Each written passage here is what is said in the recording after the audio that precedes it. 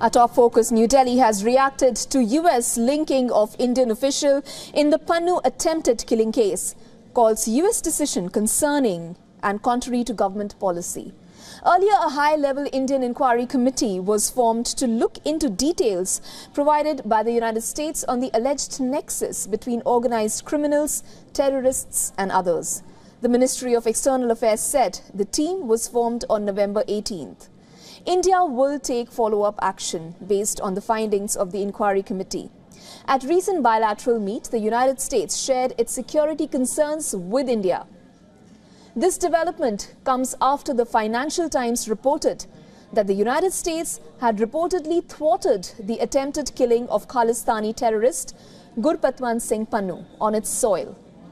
Reports claimed that the United States warned India on a suspected role in the plan to eliminate Pannun. For India, Pannun is a designated terrorist and a leader of the banned extremist outfit Seeks for Justice. As regards the case against an individual that has been filed in a US court, allegedly linking him to an Indian official, this is a matter of concern. We have said, and let me reiterate, that this is also contrary to government policy. The nexus between organized crime, trafficking, gun running, and extremists at an international level is a serious issue for law enforcement agencies and organizations to consider. And it is precisely for that reason that a high-level inquiry committee has been constituted, and we will obviously be guided by its results. Earlier, Canada also alleged India's role in the murder of a Khalistani terrorist, Hardeep Singh Nijjar, in Vancouver in June. India termed the allegations absurd and politically motivated. Canadian Prime Minister Justin Trudeau said his government had collaborated with the United States on the investigation.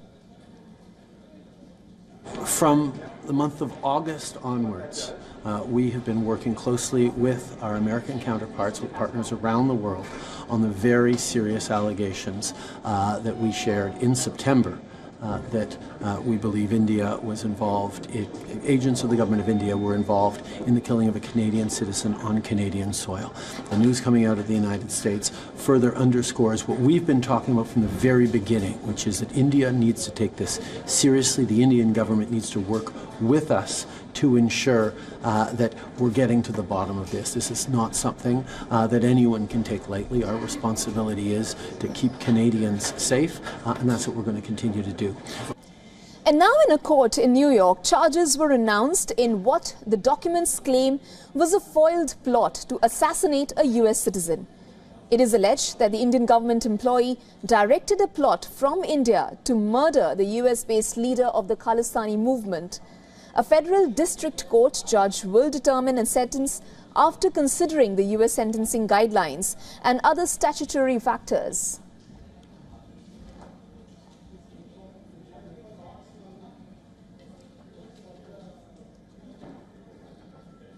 For more on this, we are now joined by principal diplomatic correspondent Siddhant Sibal. Siddhant, India has spelled out its stand. What more are you picking up on this? Well, we know that the India-US relationship, how they deal with the ongoing crisis, is something that's going to unfold in the next few weeks or months perhaps. But the US court document linking an individual with an Indian official is something that India has termed as concerning and clearly pointed out that this is not Indian government policy. That means that Indian government is not involved in any kind of these allegations, the allegations that there was an attempt to kill a Khalistani extremist, Pannun.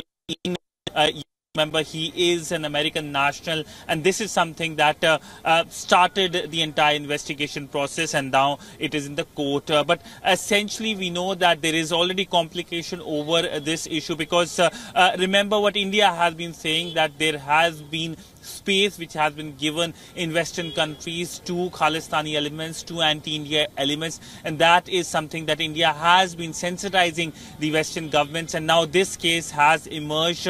And I'm just not talking about Canada so far, who also have come up with their own set of issues, blaming India, alleging that India was involved in the killing of Khalistani extremist Nijjar. So essentially there are complications, and how it plays out when it comes to India and its relationship with its Western partners, especially at a time when China has been very aggressive in the Indo-Pacific, is something that will be closely watched in global capitals.